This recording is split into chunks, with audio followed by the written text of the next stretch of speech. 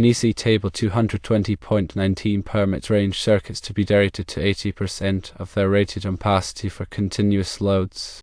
This means that a 40 ampere circuit is derated to 32 amperes for range loads. The NEC Article 100 defines a continuous load as a load where the maximum current is expected to continue for 3 hours or more. Cooking loads are not typically considered continuous loads, as they are intermittent in nature. Despite the derating requirement, NEC Article 422.10 permits 40 ampere range circuits in recognition of the fact that cooking loads are not typically continuous. However, the section also states that the circuit shall be permitted to be in accordance with Table 220.19, implying that derating is still an option. Using 40 ampere circuits for ranges can lead to frequent circuit breaker tripping due to the high current draw of normal cooking operations.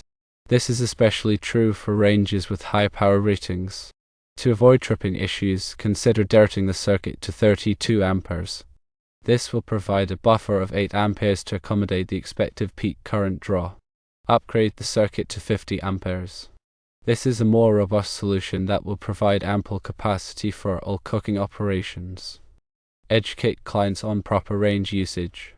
Encourage clients to avoid overloading the range and to limit simultaneous use of high-power appliances on the same circuit.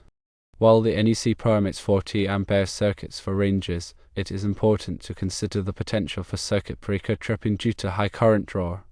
By derating the circuit, upgrading to a higher ampacity, or educating clients on proper range usage, these issues can be minimized.